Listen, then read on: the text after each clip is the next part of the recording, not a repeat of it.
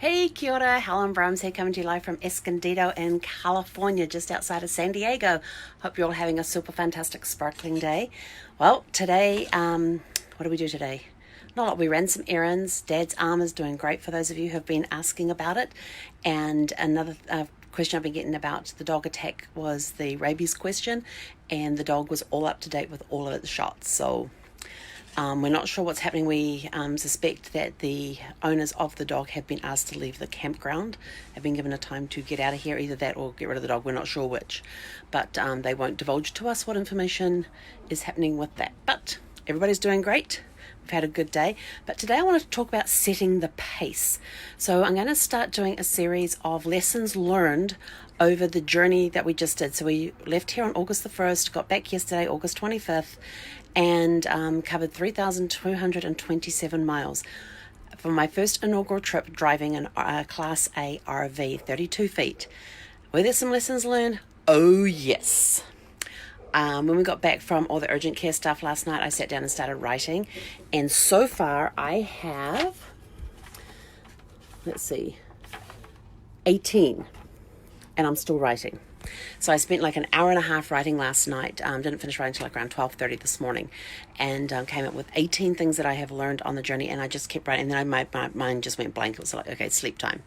But setting the pace, and this was one that we learned early on, is that there are certain times that you have to pick up the pace, and certain times you have to slow down and acknowledge that you can't go as fast as that things can't go at the pace that you want it to go at.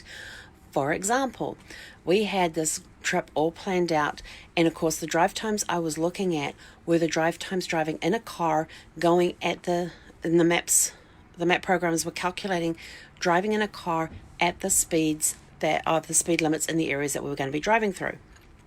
And but we found out very quickly that some of those times that the maps program were quoting us was only half the time. That our actual travel time could have been doubled. So we had this travel program called RV Trip Wizard, and in there we're going from this camping ground to this camping ground, and it asks you up front, it says, what is your average speed? What is your average cost per gallon of gas? What is your average miles per gallon type of thing. And so we put in there, I put 60 because I can drive at 60 quite comfortably in that, and it was giving us these times at 60.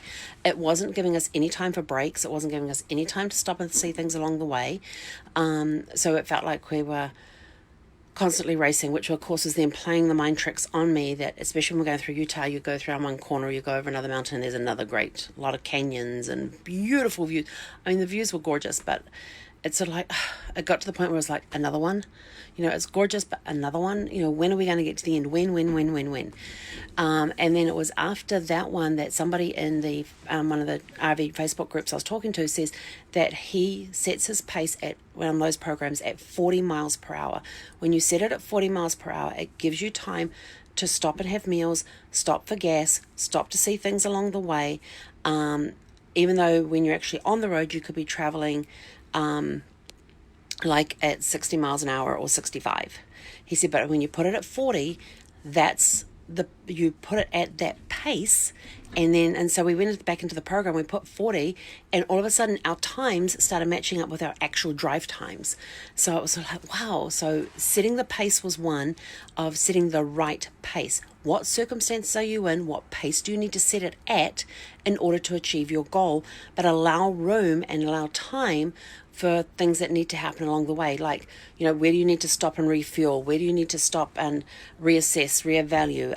Are there things along the way that you need to stop to take care of on the way to the goal? So if you set a goal and you need to think about, what pace am I going to do this goal at? What things do I have to do along the way? Where do I have to refuel? Getting more information in, doing the research. When do I have to stop? There's times I've got to pause because I have to go research something. I have to learn something new. Then you're going along, and there's a site that's come up along the way that you've now got to go and have a look at. It could be a training session that's suddenly been brought on the program. This is going to interrupt into the pace that you have set in going towards your goals.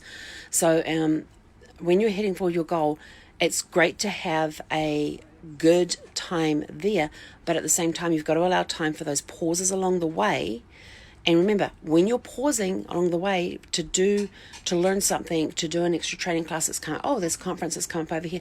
Oh, they've got a meeting coming up in the area. I need to go to that meeting because it's going to help me move forward.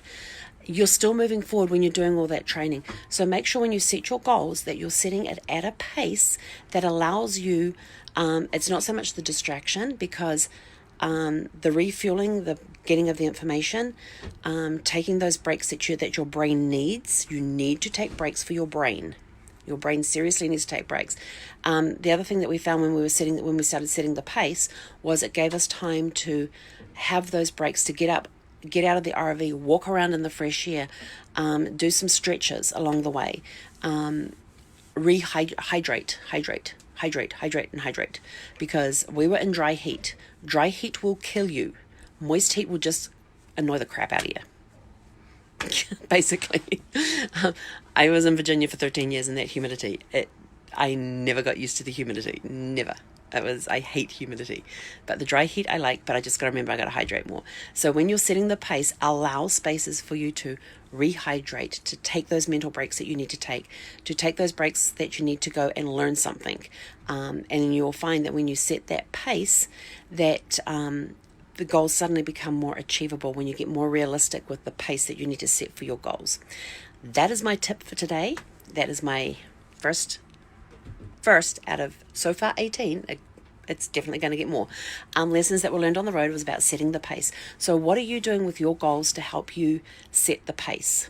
Are you setting it at a pace that's sort of like, well, I want to be at this level in 2 weeks, and you know it's going to be a real push to get there, but are you allowing yourself time along the way for those training sessions as they come up, or to rehydrate, to take that mental break and just nourish your body? And nourishing your body is food, water, exercise. What are you doing? So if you have a question about setting the pace, if you have an idea for helping you set the pace, put them in the comments down below, because I would love to hear them. And tomorrow night we will, what are we talking about tomorrow night? Oh, tomorrow night's going to be a good one, so you're going to have to tune in and find out.